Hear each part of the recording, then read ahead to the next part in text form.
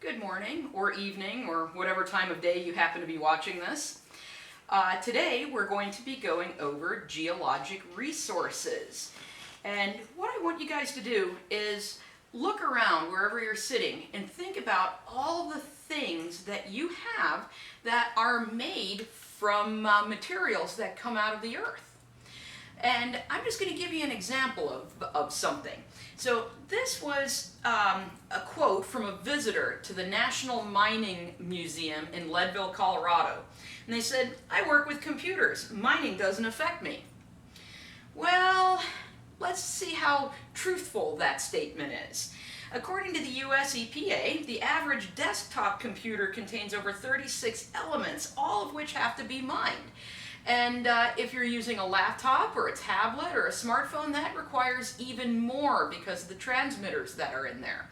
So without mining and without using geologic resources, we could not even be doing what we're doing today. And just, keep that in mind when you think about the mining industry. And right here we have this display of other things that are made from earth materials, and some of them might seem obvious, like we have part of an engine, we have saw blades here. Yeah, sure, those are metals, but then we also have things like fertilizer, which is made out of minerals, or this dandruff shampoo, which has minerals in it to keep the dandruff away. And one thing I don't see in there are Oreo cookies. Even in your Oreo cookies have minerals in there. The way they make the stuff so extra white is with some titanium. It's not going to hurt you, but it makes the Oreo cookie look really awesome. So in everyday objects, we have many, many different earth materials. And what we're going to go over today is we're going to take a look at where those earth materials form and a little bit about how we get them out of the ground. So this is going to be geologic resources, and a geologic resource is defined as valuable materials of geologic origin that can be extracted from the earth. And these geologic resources can be separated into a few different groups. You have the metals or the metallic resources, and that's going to be things like gold and silver and copper and lead.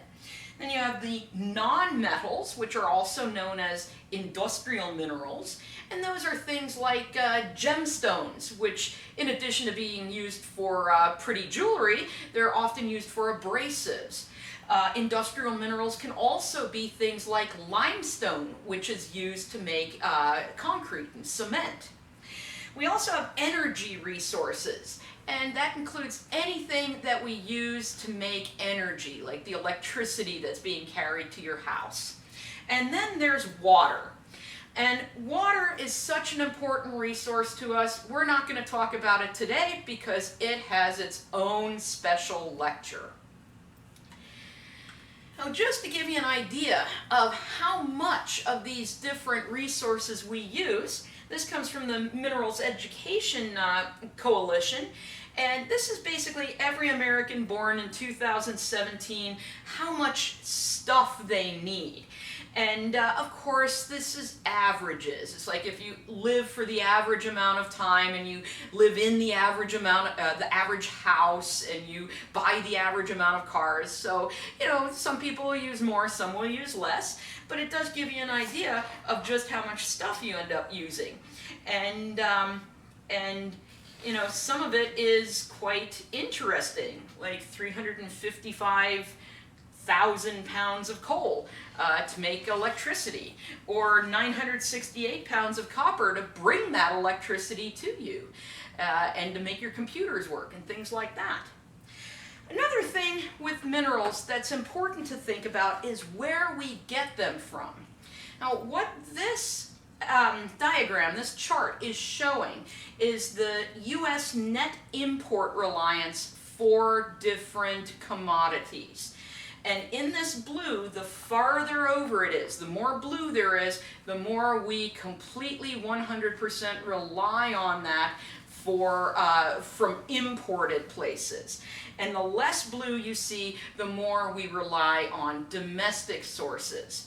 So you can see all the way down to here, all of these commodities, we end up importing 100% from other countries. And what kinds of countries do we get some of these things from? Well, we see there's Morocco and Brazil and Canada, but then we have China, Canada, Brazil, China. So this is one of these things where geology and some of the political considerations can sometimes cross. And what are these commodities we get from there? Well, we see things like tantalum and niobium and manganese, and you might be thinking, well, I don't care about tantalum. What does it matter that we import it 100% from China? Well, you probably do, because your cell phones won't work without some of these commodities. The transmitters need these, and other parts of your cell phone. And so, you know, when we suddenly want to say things like, let's cut off trade to these countries, well, you got to remember what that actually means and how that'll actually impact you. But, you know, I'm not into politics, I'm into the geology. So let's look a little more at the geology. So non-renewable is a term we use to describe certain resources. A non-renewable resource forms slower than it is consumed. So for example, oil is a non-renewable resource. It's not that oil is not forming today. Under the right circumstances in places oil is forming. The only thing is it is forming a lot slower than we are consuming it. That makes it non-renewable. Now, this term resource. Resources, when geologists refer to them, that's the total amount of a geologic material in all deposits, discovered and undiscovered. And a deposit is, my cat's joining me here, a deposit is a place where we find this material. So if I'm talking about like copper deposits, it's places on Earth where we would find copper.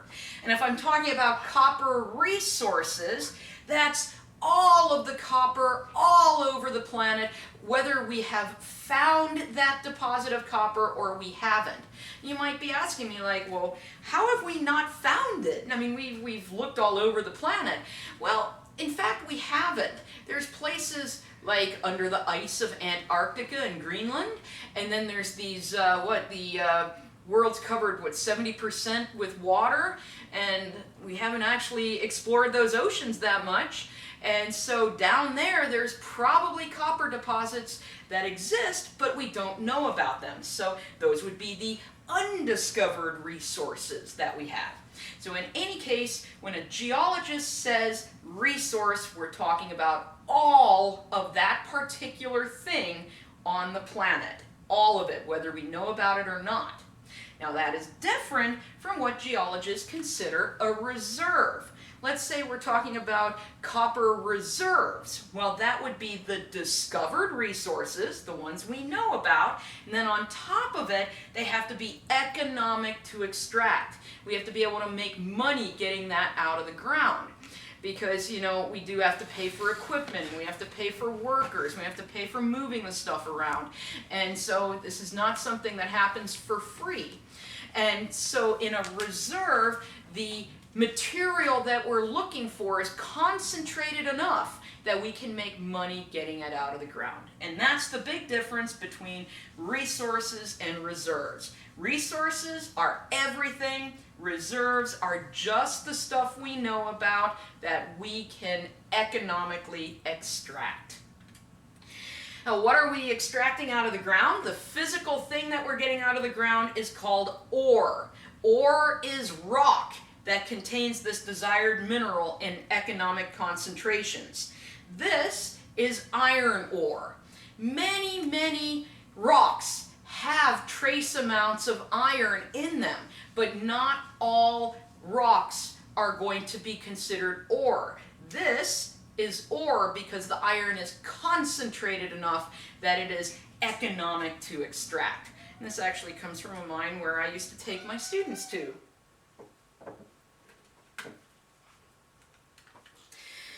Now, reserves, the amount of reserves we have on the planet can change.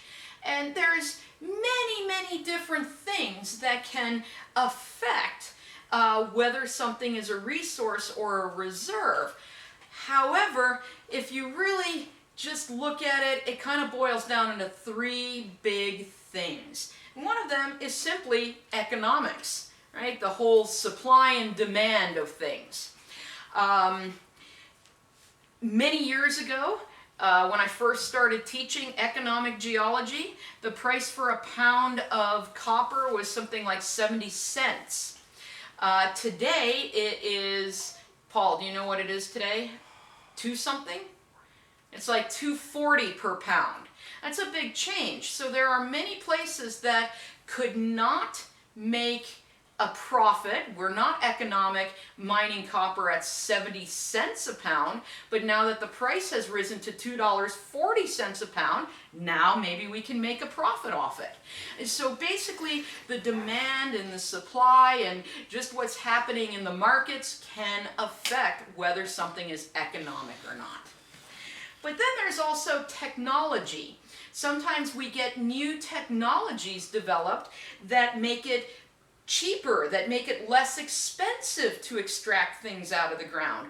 Or we might get new technologies that need different elements. And so things that once upon a time were not economic, as these new technologies arise, might become economic. And then lastly, there's politics involved in this. And this can be from a few different ways. One way can just be by what's legal in areas or not. For a long time, mining metals in Wisconsin was illegal. You just couldn't do it. So even though there's this giant copper deposit sitting in northern Wisconsin, it's huge. If it was sitting in any other state, well, maybe not any other state, but it was sitting in the western United States in like New Mexico or Arizona or Montana, they would be extracting that. But because it's in Wisconsin where the laws prevent it from being extracted, that counts as a resource, not a reserve, because we can't get to that. It would be illegal to mine that. But politics can also influence if things are a resource or a reserve because of the stability of countries. It costs a lot of money to develop a mine, and people who are going to invest in that mine want to know that things will be stable and they'll get a return on their investment. So you might have countries like Afghanistan or parts of Central Africa where there's quite a bit of political instability, and even though those countries have really some amazing mineral deposits, people don't want to invest in developing those because they're afraid the political situation's so unstable that they're not actually going to be able to develop the mine. So there's many things that can affect whether something is economic to get out of the ground, making it a reserve, or if it's just going to be a resource. Normally right now I'd be asking, does anyone have any questions or comments? But unfortunately I'm staring at a camera and 2 cats who think I'm crazy because I'm talking to a camera right now. But anyway, let's go on. So what I'm going to do then, for the rest of the lecture, I'm going to take a few different types of mineral resources and go over how they form and what we get from them. This is by no means an exhaustive list of all the different kinds of ore deposits that we have. Unfortunately, I could spend an entire semester doing that and not cover all of them. But I do want to give you an idea of just how many different processes can create these valuable mineral deposits, and so it's sort of like, I don't know, just a little taste of it, not an exhaustive list. We're going to start with igneous ore deposits, and in the case of igneous ore deposits, the ore, the rock we're getting out of the ground, started as molten lava or magma. Basically, it began life as liquid rock. and this rock cooled, and that cooled igneous rock is what we are extracting out of the ground. We're going to begin with what's called a layered igneous intrusion. And this is formed by fractional crystallization. You guys kind of know what fractional crystallization is already. So let's start here. So what we have Earth's surface here, and then this is an igneous intrusion, right? This body of liquid rock that was trying to rise to the surface, but it does not make it all the way to the surface, and it starts cooling and starts becoming solid underground. Now remember Bowen's reaction series, where different minerals cool and become solid at different temperatures. And so what fractional crystallization is, it's where this magma is cooling, and then let's say my red minerals here, they form, so I have these solid red minerals, and then they are kind of floating around in liquid rock. Well, these solid minerals can settle to the bottom of the igneous intrusion, right? They will sink, and they'll form a layer of whatever that particular mineral is. And then this igneous intrusion continues to cool, so now we have this layer of solids that sank and liquid left over. And then our next mineral starts forming, right? And then that sinks to the bottom of the magma chamber, and we get a layer with that composition. And then some liquid left over. And this will continue until the entire igneous intrusion cools. That's fractional crystallization. And we can see that right here. This is in the Bushveld complex in South Africa, where we have one composition down here. Then we have the black crystals starting to form, and as the black crystals stop forming, the white crystals start forming, creating an igneous intrusion with very distinctive layers in it. Now what we get from these layered igneous intrusions include things like chromite, and if you like 1950s cars, you like chromite because there's lots of chrome on those cars. We get magnetite, which is an iron-bearing mineral, but even more important than that, we get these things called PGEs. That stands for platinum group elements. And so that's platinum and palladium and osmium and a bunch of elements that are behave very much like platinum.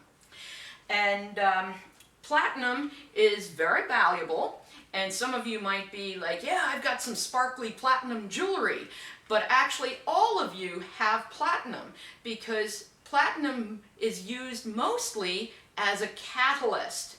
Like inside your catalytic converter of your car, this thing that helps your car run cleaner, inside that catalytic converter is stuff like platinum. That's the catalyst that causes a chemical reaction to occur that makes your car run cleaner. And that's why if you ever have to replace a catalytic converter, it costs a lot of money.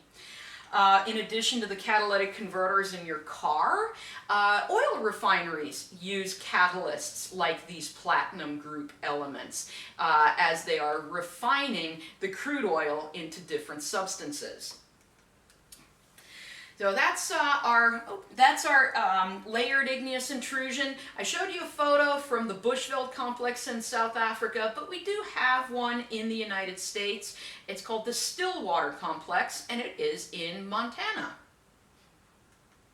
Now, our next igneous ore deposit type is called a pegmatite. You guys are already familiar with pegmatites. Remember when we went over textures in igneous rocks? Pegmatitic were the really, really big crystals. Well, the pegmatites have these really, really big crystals because they are the last part of an igneous intrusion to cool. And here we can see some of those really big crystals of a pegmatite. There's my hammer for scale, and these are some feldspar crystals. Now you can see big feldspar crystals there. Now pegmatites, because they are the last part of an igneous intrusion to cool, can be enriched in incompatible elements. Incompatible elements are elements that don't really like to be in the solid state. They don't bond well with other things, or they don't fit into crystal structures well. They're kind of antisocial elements.